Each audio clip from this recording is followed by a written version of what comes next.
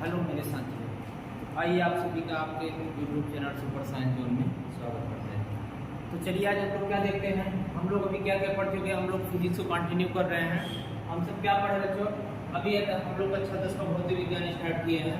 उसमें हम लोग क्या पढ़े, हम लोग क्या पढ़ चुके हैं। उसमें हम लोग इंट्रोडक्शन पढ़े और लाइट पढ़े, प्रकाश क्या होता है, प्रकाश के किरण के बारे में पढ़े। अब आज हम सब क्या पढ़ेंगे, हम लोग आज सब पढ़ेंगे प्रकाश का विवर्तन। ठीक है, तो प्रकाश का विवर्तन आइए समझ लेते हैं। देखिए प्रकाश का विवर्तन क्या होता है। प्रकाश के विवर्तन डिफिनेशन भी लिख दिए हैं ताकि आपका समय न लगे। यदि प्रकाश के पथ में रखी अपारदर्शी वस्तु, ये पॉइंट आपको ध्यान रखना है। ठीक, यदि प्रकाश के पथ में रखी अपारदर्शी वस्तु अत्यंत छोटी हो, बहुत छोटी हो, ठीक, तो प्रकाश सरल रेखा में चलने की बजाय, मतलब प्रकाश को कैसे चलना चाहिए। प्रकाश पर्वत पढ़े हम लोग ना कि प्रकाश एक सीधी रेखा में चलता है, लेकिन ये जब ये अपारदर्शी वस्तु रख जाएगी रास्ते में तो प्रकाश क्या होगा, सरल रेखा में चलने की बजाय कहाँ जाता है, इसकी किनारों पर मुड़ने की प्रवृत्ति को दर्शाता है। इस प्रभाव को हम क्या कहते हैं, प्रकाश का विवर्तन। देखिए नाम से ही तो पता चल रहा है विवर्तन। विवर्तन मतलब क्या होना, मुड़ना। क्या होना, मुड़ना। यही क्या कहलाता है, विवर्तन। जैसे इसका हम लोग एक छोटा सा बना लेते हैं। जैसे मान लीजिए ये कोई आपका पारदर्शी वस्तु रख देते हैं, ठीक है ना। अब क्या होना चाहिए बच्चों, ये सीधे ऐसे प्रकाश जानी चाहिए। हम लोग क्या पढ़े, प्रकाश के गुण में पढ़े हैं कि प्रकाश एक सीधी रेखा में चलता है। तो लोग पढ़े थे ना जो किरण पढ़ रहे थे फर्स्ट पार्ट में। फर्स्ट पार्ट के वीडियो का लिंक जो है आपके इस पार्ट के डिस्क्रिप्शन में हम डाल देंगे। ठीक है, वहां से आप फर्स्ट पार्ट को देख सकते हैं, तब आप इस पार्ट को देखेंगे, आपको बहुत अच्छा समझ में आएगा। ठीक है, और इंट्रोडक्शन का कहाँ होगा, एक एक हम लोग पार्ट पढ़ते जाएंगे, उसका हम लोग लिंक आपके पिन करते जाएंगे आपके डिस्क्रिप्शन में, आप उसको देख सकते हैं। ठीक, तो क्या हुआ देखिए, यदि प्रकाश का पथ में रखी अपारदर्शी वस्तु हो गई और ये क्या हो, अपारदर्शी वस्तु एकदम छोटी सी हो, बिल्कुल छोटी हो, तो ये इसको चलना तो ऐसे सरल रेखा में चाहिए, लेकिन नहीं, ऐसे नहीं चलती है। कैसे, ये इसके किनारों से मुड़ जाती है। कहाँ से मुड़ जाती है, ऐसे। जाना तो सीधे चाहिए था, लेकिन रास्ते में क्या हुआ, कोई लकड़ी का टुकड़ा या कांच का गुटका आप रख देते हैं। अब ये सीधे न जाकर के, जाना ऐसे चाहिए, न जाकर के कहाँ जा रही है, इसके किनारों से मुड़ जा रही है बच्चों।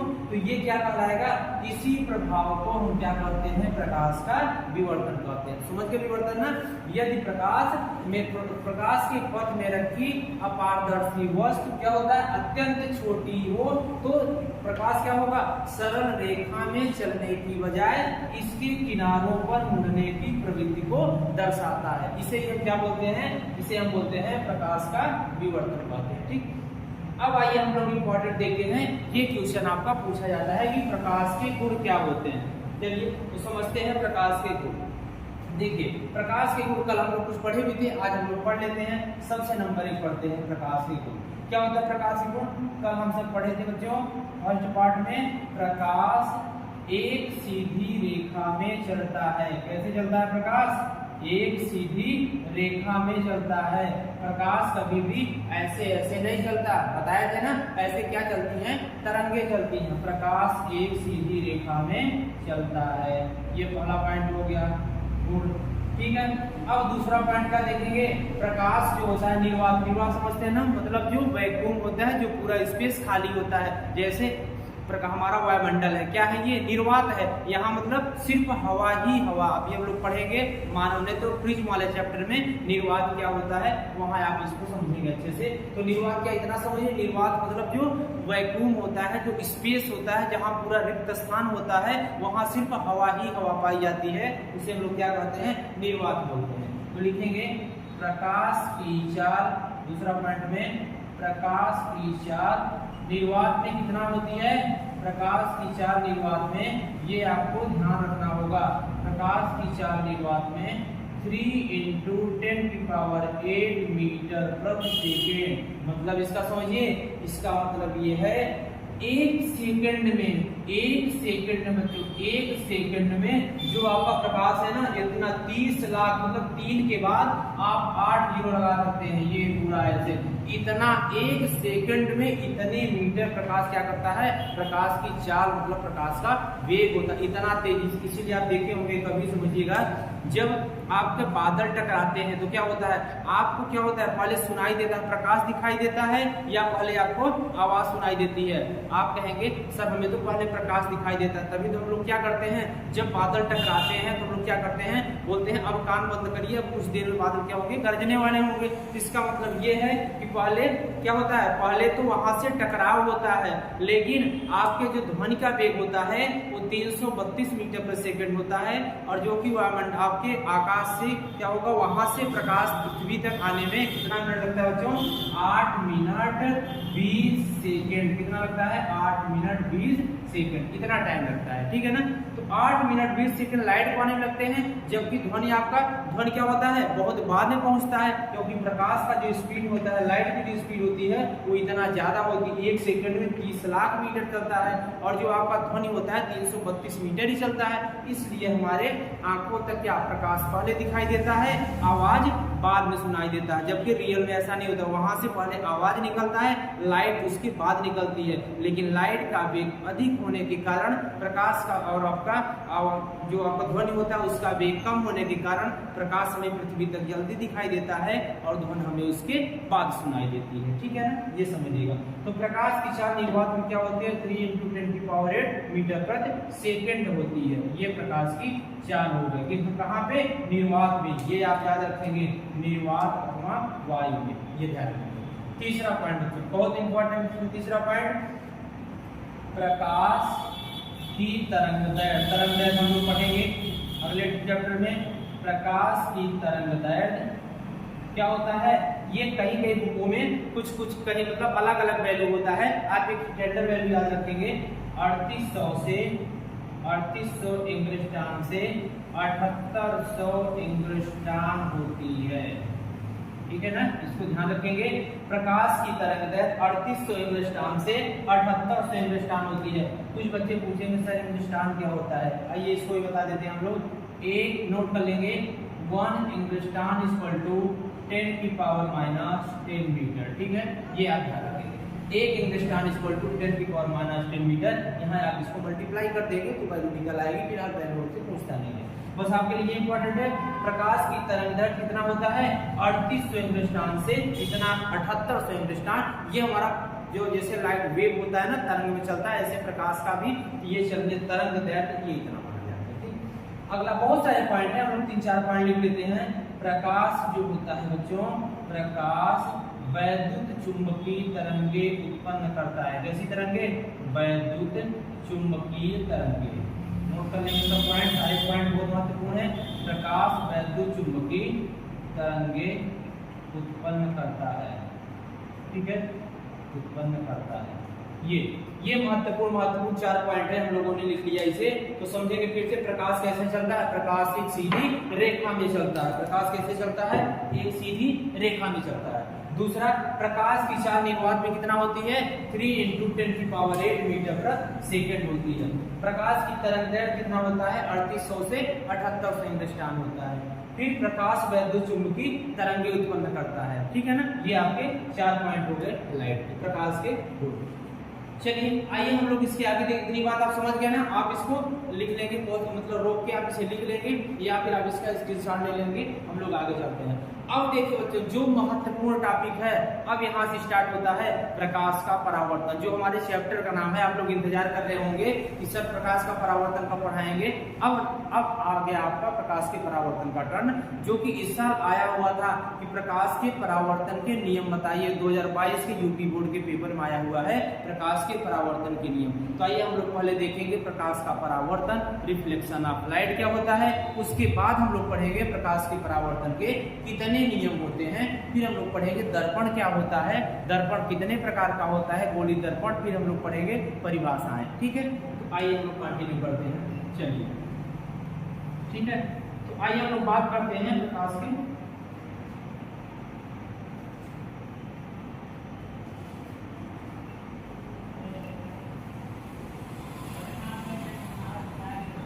चलिए तो हेडिंग डालते हैं, आप भी बनाएंगे, सब बच्चे नोट्स बनाते चलेंगे, ठीक है। पूरा हम फिजिक्स आपको यूट्यूब पर पूरा कंटिन्यू कर पढ़ाएंगे। तो प्रकाश का परावर्तन, प्रकाश का परावर्तन, हेडिंग बनाएंगे प्रकाश का परावर्तन। इसको लिखेंगे इंग्लिश में, रिफ्लेक्शन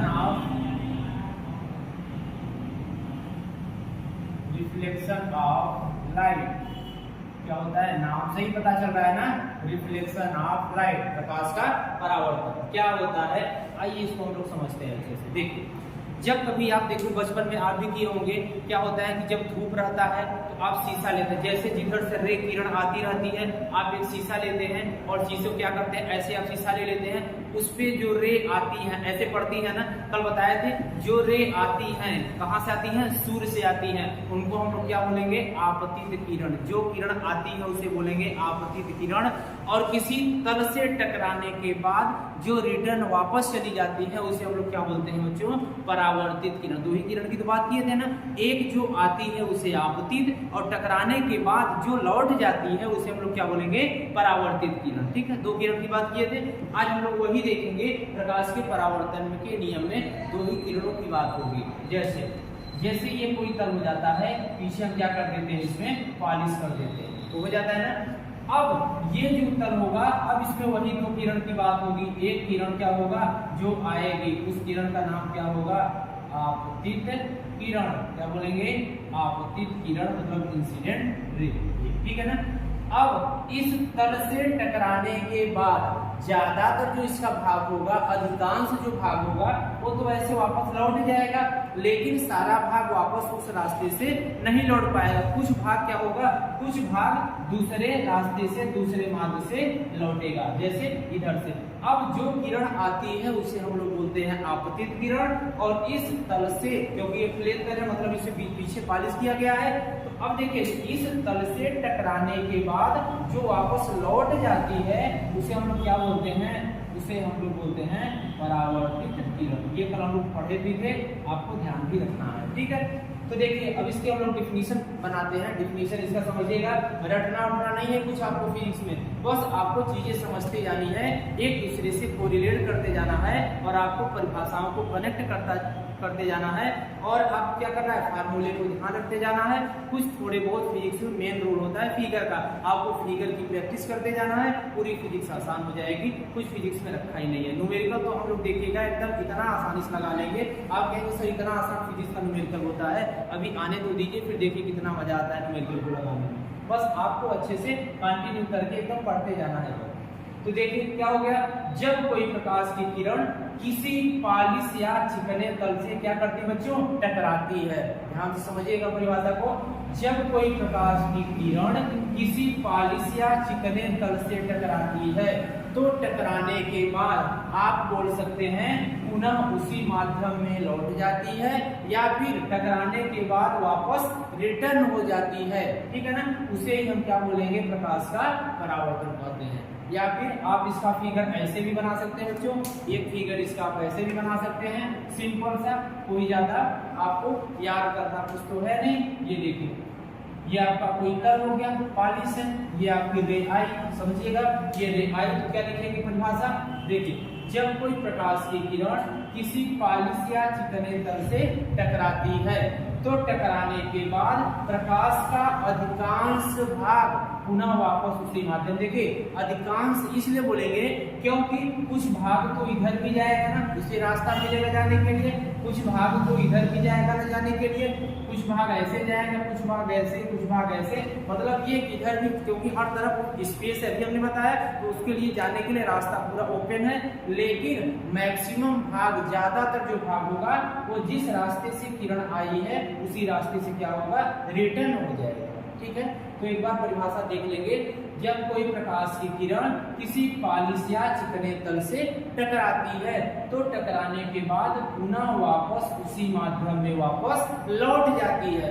इस क्रिया को ही, मतलब ये जो टकराती है और टकरा कर वापस लौटना, ये जो क्रिया होता है इसे हम क्या कहते हैं बच्चों, प्रकाश का परावर्तन, रिफ्लेक्शन ऑफ लाइट। समझ गए ना इतनी बात। प्रकाश का क्या करना, किसी तल से टकराना और टकराकर पुनः वापस उसी माध्यम में लौट जाना, इस क्रिया को हम प्रकाश का परावर्तन कहते हैं। समझ में आ गया प्रकाश का परावर्तन ना। आइए हम लोग प्रकाश के परावर्तन को डिफिनीशन को नोट कर लेते हैं। चलिए प्रकाश के परावर्तन की परिभाषा को आप लोग लिखिएगा। जब कोई, आइए नोट कर लेते हैं। आइए हम लोग देख लेते हैं परिभाषा को। क्या बोले परिभाषा, क्या बताया हम कि जब प्रकाश की किरण किसी तल से टकराकर वापस उसी माध्यम में लौट जाती है तो क्या यह घटना क्या कहलाता है, प्रकाश का परावर्तन कहलाता है। तो परिभाषा आप लोग नोट कर लेंगे, फिर हम लोग पढ़ेंगे प्रकाश के परावर्तन के नियम। तो समझ गए परिभाषा ना, बिल्कुल आसान परिभाषा थी। आइए अब हम लोग पढ़ेंगे बच्चों प्रकाश का परावर्तन का नियम। तो ये हमारा प्रकाश का परावर्तन हो गया, ये बहुत आसान था, आप लोग इसको नोट कर लेंगे। तो आइए अब हम लोग चलते हैं प्रकाश के परावर्तन के नियम। तो देखिएगा प्रकाश के परावर्तन का नियम क्या होता है। प्रकाश के परावर्तन के नियम, परावर्तन के नियम,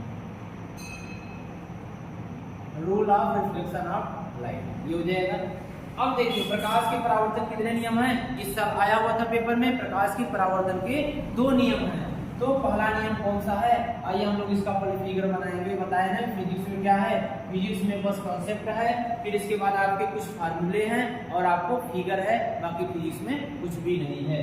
तो देखिए हम लोग क्या बनाएंगे, ये जो आपका है ये कोई आपका तल है, क्या है इसमें, ये आपका कोई प्लेन तल है, ठीक है। अब इस प्लेन तल पे कोई एक अभिलंब हम लोग खींच लेते हैं, जिसे हम लोग नॉर्मल बोलते हैं। ये पॉइंट ऑफ सरफेस होता है। अब देखिएगा, अब जो किरण आती है, ये किरण जो आएगी, अब हम लोग क्या पढ़े हैं, जो किरण आती है उसे हम लोग कौन सा किरण बोलते हैं बच्चों, उसे हम बोलते हैं आपतित किरण, ठीक है ना। जो किरण आती है उसे आपतित किरण लोग पढ़ चुके हैं। अब इस तल से टकराने के बाद जो वापस लौट जाती है उस किरण को हम लोग क्या बोलते हैं, उस किरण को हम लोग बोलते हैं परावर्तित किरण। क्या बोलते हैं, परावर्तित किरण। बस नाम बस याद कर लेना है सबका, बाकी तो परिभाषा में क्या रखा है, ठीक है ना। अब देखिए ये पूरा जो कोण होगा, ये दूसरे कलर से बना देते हैं, ये जो पूरा कोण होगा वो कितने डिग्री का होगा, आप कहेंगे सर ये कोण तो 90 डिग्री दिख रहा है, दिख रहा है ना। ये भी जो एंगल होगा वो भी कितने डिग्री का होगा, कितने डिग्री होगा, 90 डिग्री का होगा। जब ये दोनों 90-90 होंगे तो ये क्या होगा, ये 90 से 20 में 2 पार्ट हो गया है, तो ये बच्चों कितना होगा, ये कितना होगा 45 होगा, ये भी कितना होगा 45। मतलब ये जो दोनों कोण होंगे कैसे होंगे, बराबर होंगे, ठीक है। अब देखिए आपतित किरण है, अभिलंब है।